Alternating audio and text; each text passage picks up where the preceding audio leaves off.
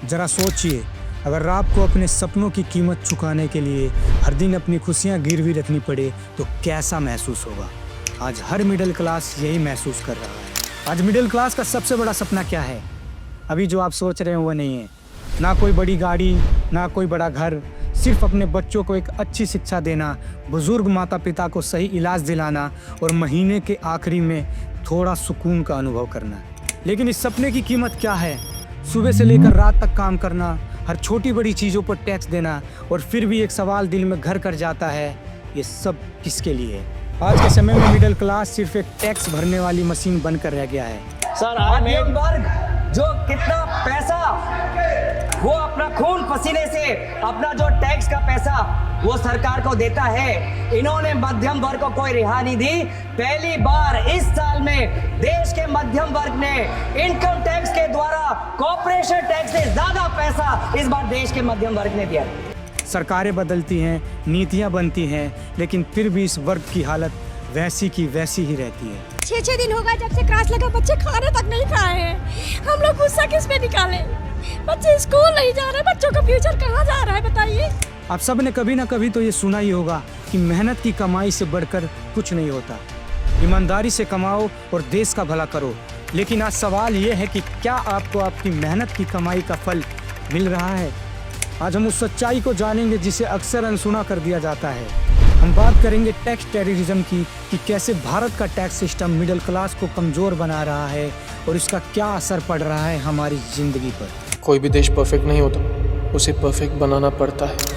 झील में पानी बरसता है हमारे देश में, खेत पानी को तरसता है हमारे देश में, जिंदगी का हाल खस्ता है हमारे देश में, दूध महंगा खून सस्ता है हमारे देश में। भारत में केवल 2% लोग ही टैक्स देते हैं, लेकिन टोटल टैक्स कलेक्शन का आधा हिस्सा इसी से आता है। क्योंकि भारत में ज़्यादातर लोग जो काम करते हैं उनकी इनकम पर कोई भी टैक्स नहीं लगता।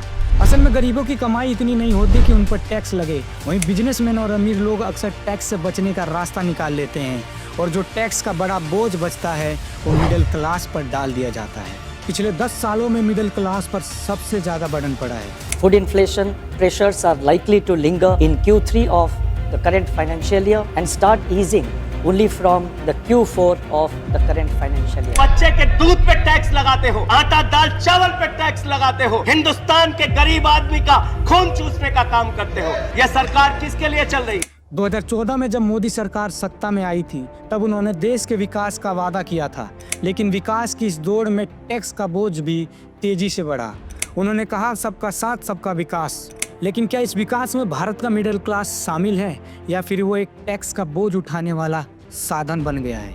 आज एक मिडिल क्लास व्यक्ति को जो भी सैलरी मिलती है उस पर वो 30% डायरेक्ट टैक्स पे कर देता है। बचे हुए पैसे को वो इन्वेस्ट करता है और अगर इन्वेस्टमेंट में वो पैसा जल्दी से कमा लेता है तो उसे 20% टैक्स पे करना पड़ता है, और अगर स्लोली पैसा कमाता है तो उसे 12% टैक्स पे करना पड़ता है, और अगर इन्वेस्टमेंट में उसका नुकसान हुआ तो वो नुकसान उसी का है। दूसरा, अगर वो बचे हुए पैसों को खर्च करने का सोचता है तो बेसिक आइटम पर 12% जीएसटी पे करता है, फैंसी आइटम पर वो 18% जीएसटी पे करता है और लग्जरी आइटम पर 28% जीएसटी पे करता है। सोचिए, हर महीने मिडिल क्लास की सैलरी का लगभग 30% सरकार ले लेती है।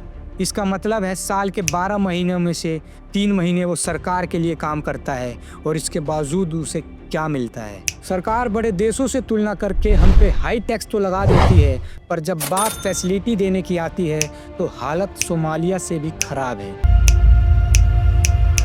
दूसरे देशों में टैक्स का मतलब होता है बेहतर सुविधाएं, मुफ्त हेल्थ केयर, अच्छी शिक्षा और बेहतर इंफ्रास्ट्रक्चर। लेकिन भारत में सरकारी हॉस्पिटल्स में इलाज करवाने के लिए सुबह 3 बजे से लाइन में लगना पड़ता है। इसके बावजूद भी कोई गारंटी नहीं है कि आपका नंबर आएगा। आज एक मिडिल क्लास को इतने टैक्स देने के बावजूद भी एक बेसिक नीड मेडिकल फैसिलिटी तक नहीं मिल पा रही। एक आम आदमी प्राइवेट हॉस्पिटल से ज़्यादा गवर्नमेंट हॉस्पिटल पर विश्वास करता है, क्योंकि आज प्राइवेट हॉस्पिटल लूट के अड्डे बन गए हैं। एक और जहां प्राइवेट हॉस्पिटल जाते ही आपका बैंक बैलेंस कब खाली हो जाता है आपको पता तक नहीं चलता। हॉस्पिटल वाले छोटी सी छोटी बीमारी को इस कदर बढ़ा के बताते हैं कि आपको एडमिट करना पड़ता है। उसके बाद जीएसटी लगाकर लाखों का बिल बनाकर आपको पकड़ा दिया जाता है। इन्हीं वजह से आज ज़्यादातर मिडिल क्लास ये सोचते सोचते अपनी ज़िंदगी खो बैठते हैं कि गवर्नमेंट हॉस्पिटल में जाएं या प्राइवेट हॉस्पिटल में। आज मिडिल क्लास की एक तरफ कुआं है और दूसरी तरफ खाई, और सरकार हमारी जेब से पैसा निकालने में दिलचस्पी रखती है, हमारी प्रॉब्लम्स में नहीं। आज देश में गरीब गरीब होता जा रहा है और अमीर अमीर, और हम मिडिल क्लास पूरे देश का बोझ उठा रहे हैं। आज करोड़पति लोग भी 30% टैक्स देते हैं और एक मिडिल क्लास व्यक्ति भी 30% टैक्स देता है। कोई सिस्टमेटिक वे ही नहीं है टैक्स देने का। आज सरकार मनमर्जी टैक्स ले रही है, और अगर ऐसा ही चलता रहा तो हमारा विकसित भारत बनने का सपना एक सपना ही रह जाएगा। पिछले 10 सालों में एक आम आदमी के जीवन में सिर्फ एक ही बदलाव आया है। वो पहले 8 से 5 काम करता था और आज सुबह 8 बजे से लेकर रात के 10 बजे तक काम करता है। फिर वर्क फ्रॉम होम, फिर सैटरडे संडे। आज मिडिल क्लास रात दिन पैसा कमाने में लगा है। क्योंकि उसके कई सपने हैं और उन सपनों को पूरा करने के लिए वो काम कर रहा है। क्योंकि उसको पता है मैं कितना भी कमा लूँ वो मेरे लिए कम ही है, क्योंकि आज सरकार को भी तो मुझे ही पालना है। पॉइंट ये है कि अगर टैक्स बढ़ाया जा रहा है तो आपको क्या फैसिलिटी मिल रही है। आज की डेट में एक वर्ल्ड क्लास सर्विस के लिए एक इंसान को सैलरी पे 30%, फ्यूल पे 50%, नए व्हीकल परचेज पे 20 से 50%, जीएसटी पे 5 से 28%, जो कि ज़्यादातर चीज़ों का 18 और 28% ही होता है। हेल्थ केयर और एजुकेशन पे 18%। कहीं ट्रेवल्स करने जाते हैं तो 2 रुपये पर किलोमीटर के हिसाब से आपसे टैक्स वसूल लिया जाता है, और उसके बदले में आपको क्या मिलता है। अब जानते हैं सबसे ज़्यादा दुख की बात क्या है? आज फिल्में टैक्स फ्री हो रही हैं और कफन पर तक जीएसटी लग रहा है, और ये गवर्नमेंट गरीबों की बात करती है। एनडीए सरकार ने पिछले 10 साल में ये सुनिश्चित किया है कि गरीब और मध्यम वर्ग को लगातार टैक्स से राहत मिलती रहे। इस बजट में भी इनकम टैक्स में कटौती और स्टैंडर्ड डिडक्शन में भी वृद्धि का फैसला लिया गया है। आज गवर्नमेंट बड़े बड़े बिजनेसमैन के कर्जे माफ़ कर रही है। आज लोग भारत का पैसा लेकर विदेश भाग जाते हैं, फिर भी गवर्नमेंट उनका कुछ नहीं कर पाती। दूसरी ओर वहीं जब एक आम आदमी लोन लेने जाता है तब फॉर्मेलिटी के नाम पर उससे इतने सारे डॉक्यूमेंट मांगे जाते हैं जिसकी वजह से लोन पास ही नहीं हो पाता। और अगर गलती से लोन पास भी हो जाता है तो रिकवरी वाले उसके पीछे हाथ धोकर पड़ जाते हैं। और अगर वो अपने लोन की ईएमआई भरने में 1 महीने लेट कर देता है तो बैंक वाले उसे परेशान करना शुरू कर देते हैं। वो उसके घर पर आकर उसे जलील और टॉर्चर करने लगते हैं। ये है बिहार की राजधानी पटना, और ये सीन किसी फिल्म का नहीं बल्कि असली दबंगई, बदतमीजी और घटियापन का है। ये पटना के एक बैंक का मामला है जहां एक ठेकेदार बैंक की महिला मैनेजर पर सिविल ठीक करने का दबाव बना रहा है। पिछले 10 सालों में 10 लाख करोड़ के कर्जे माफ़ किए गए हैं, जिनमें से ज़्यादातर लोग या तो बिजनेसमैन हैं या फिर पॉलिटिकल लीडर्स। ये दोहरे मापदंड क्यों? क्या आम आदमी का पैसा सिर्फ अमीरों के फ़ायदे के लिए है? आज की डेट में पेट्रोल का प्राइस 94 रुपये है और डीजल का प्राइस 87 रुपये है। पर हैरानी की बात तो ये है कि 2014 के अंदर कच्चे तेल का दाम $105 पर बैरल था, और आज की डेट में कच्चे तेल का दाम $74 पर बैरल है। मतलब 2014 से आज कच्चे तेल का जो दाम है वो $23 पर बैरल सस्ता है। बट फिर भी पेट्रोल डीजल इतना महंगा कर दिया गया है, और इसका सबसे बड़ा रीज़न है टैक्स और वेट की बढ़ोतरी।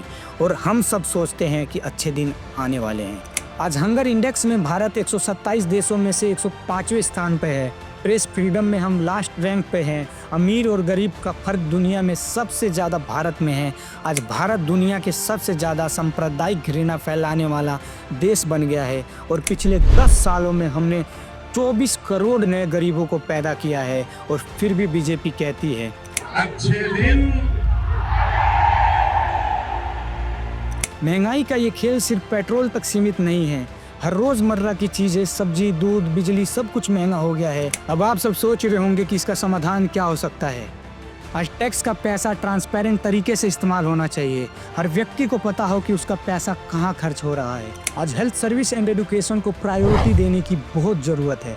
सबसे टैक्स लेना होगा, चाहे वो नेता हो या कोई भी। इससे मिडिल क्लास पर से टैक्स का बर्डन कम हो जाएगा। और सबसे इम्पोर्टेंट बात, आज टैक्स परसेंटेज को कम करना होगा। ये देश तभी तरक्की करेगा जब सभी वर्ग को उसका हक मिलेगा। दोस्तों, ये वीडियो सिर्फ शिकायत करने के लिए नहीं है, एक प्रयास है आपको जागरूक करने का। अगर आप मिडिल क्लास के दर्द को समझते हैं तो इस वीडियो को शेयर जरूर करें। और याद रखें, बदलाव तब आता है जब हम सवाल पूछते हैं। ये हमारा देश है और इसकी जिम्मेदारी हमारी ही है। धन्यवाद।